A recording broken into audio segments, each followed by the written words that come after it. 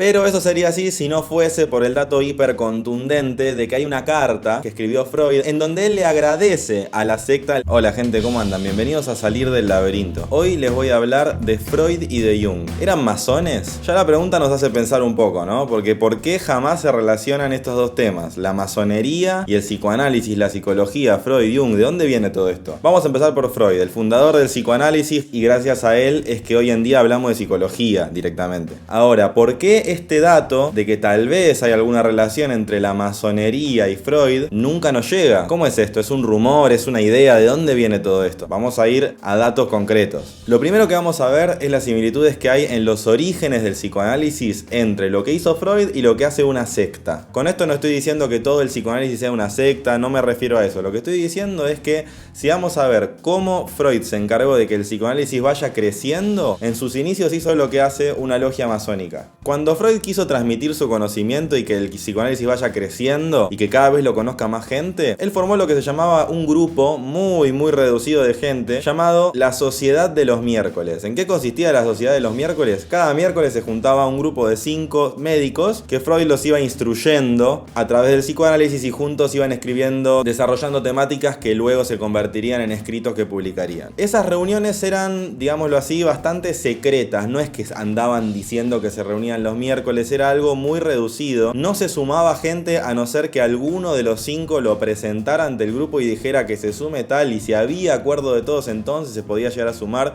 Cuestión que no pasó hasta tiempo después. Además de eso, había una persona que se encargaba de tomar nota de todo lo que se hablaba en cada una de esas reuniones y lo dejaba sentado en un acta, lo cual es una práctica muy común en las reuniones de las logias masónicas. Y de alguna forma esto se consideraba como una especie de hermandad. Esas 5 personas que estaban siempre reuniéndose y hablando de este tema, de alguna forma protegiendo este conocimiento y asegurándose de que se transmitiera para que lo conozca más gente. Esto que les estoy diciendo empezó en 1902. Ya en 1908 Freud funda lo que se llamó la Sociedad Psicoanalítica de Viena. Ya en esta sociedad hay más integrantes, no muchos, pero ya ahí es donde aparece Jung, ya se integra este grupo. Pero cuando ya empieza a sumarse gente, uno de ellos, Ernest Jones, le sugiere a Freud que más allá de que este grupo va creciendo, haya una especie de comité secreto dentro de este grupo que fuese liderado por muy poca gente, que sean los que encubiertamente lideraran a ese otro grupo un poco más grande.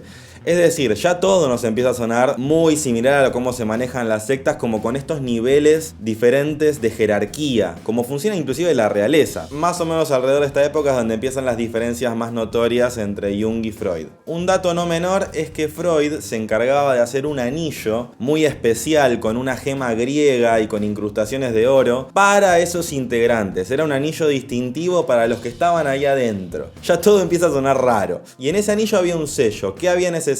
La imagen de Edipo y de la Esfinge. Esa imagen famosa se convirtió después no solamente en la insignia de las reuniones de los miércoles, sino que después se convertiría en la imagen que representa a la Asociación Psicoanalítica Internacional. Además, con todo lo que representa el mito de Edipo en relación al psicoanálisis y lo que Freud fue desarrollando a partir de eso. Hasta ahí podemos decir, bueno, son similitudes.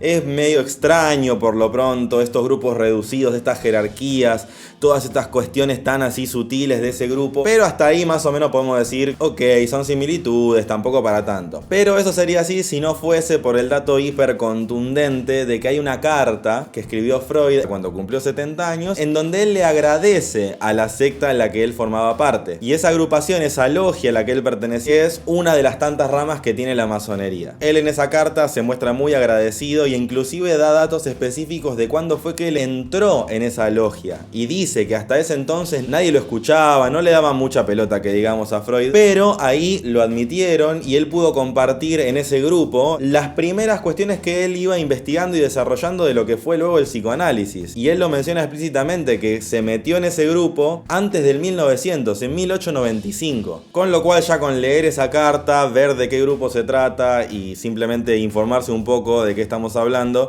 queda claro que Freud era integrante de la logia masónica. Algunas páginas web, si buscan un poco en internet, lo van a encontrar. Algunas logias masónicas de distintos lugares del mundo lo enumeran a Freud como uno de sus hermanos. No hay mucho más que decir, gente, ya está clarísimo, Freud era masón. ¿Y Jung? ¿Qué pasa con Jung? Bueno, él se integró a esa agrupación de los inicios del psicoanálisis, donde tuvo diferencias con Freud. A partir de su ruptura pasó a ser la suya, pero otros datos que fueron surgiendo muestran que Jung también estaba en otra rama de la masonería. En el caso de Jung ya es bastante más explícito a nivel de la simbología, en sus pinturas, porque inclusive Jung pintaba, no sé si esto lo sabían, inclusive talladas en piedra en su casa. Hay un montón de imágenes y simbología totalmente masónica, pero además de eso, él integraba un grupo que se llamaba el Círculo Eranos. Ese círculo era un grupo también muy reducido de gente, de diferentes ramas, de diferentes orígenes, no es que son todos psicólogos, en ese caso ya estamos hablando de una fraternidad de gente,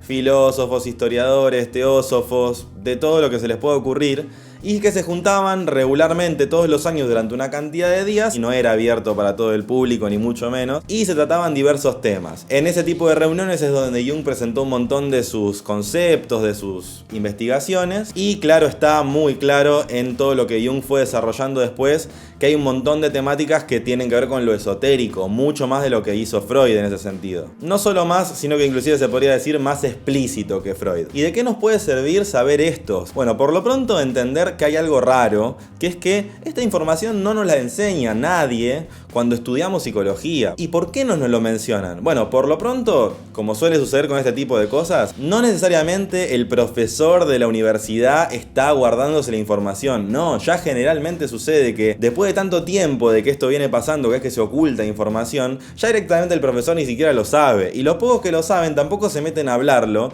porque piensan que se pueden meter en problemas o piensan que sería demasiado raro meterse a hablar de eso y mencionar cosas que no están en el programa o inclusive temáticas que suenan como extrañas. Pero todavía al día de hoy sigue pasando que hay mucha gente que ni siquiera sabe porque no se entera, porque esta no es información de la cual se hable abiertamente. No, es una información a la que gracias a internet hoy en día tenemos mucho más fácil acceso, pero que tampoco es algo que se anda diciendo ahí va vos. ¿Qué? Que la mayoría de los presidentes, gente famosa del entretenimiento, científicos, deportistas, lo que se les ocurra, músicos, durante siglos y siglos y siglos eran parte de diferentes sociedades, que durante mucho tiempo eran sociedades secretas, después pasaron a ser, como hoy en día se menciona la masonería, que es una sociedad discreta, agrupaciones donde se enseñan temáticas de esoterismo, de espiritualidad, llamémosle, grupos muy cerrados y que casualmente, como pasa con la masonería, son agrupaciones de gente que se podría decir que son de aquellos que lideran el mundo, o que al menos lo lideraron a nivel político durante muchísimos siglos. Entonces es bastante extraño que si estudiamos una disciplina como lo es la psicología, ni siquiera nos enteremos a lo largo de años y años de que tanto Freud como Jung eran integrantes de esas mismas sociedades. Les comparto esta información para que abramos la cabeza, veamos que las cosas no siempre son como nos la cuentan ni en el colegio ni en la universidad, y que inclusive la gente que son los formadores de ideas tan troncales como lo es, por ejemplo, el fundador del psicoanálisis, nunca nos enteramos ni nos dicen que, mirá vos, era parte de una sociedad secreta que está en todo el mundo, que sigue existiendo, como siguen existiendo un montón de estas sociedades, algunas más conocidas, otras menos conocidas, que casualmente son los que lideran los partidos políticos, los que lideran a nivel económico, mundial. Abramos un poco más la cabeza, porque generalmente vamos a encontrar que la fuente de mucha de esa información o de esas enseñanzas que dicen muchas personas tienen un origen secreto, oculto, que no se suele transmitir y que hoy en día se puede encontrar esa información. Pero hay que investigar un poco más, indagar un poco más que lo que nos andan diciendo normalmente. Bueno, si te gustó este video te invito a suscribirte a este canal, te invito también a escribir en comentarios si sabías algo de esta información, qué pensás de esto. Bueno, te leo en los comentarios, nos vemos la próxima.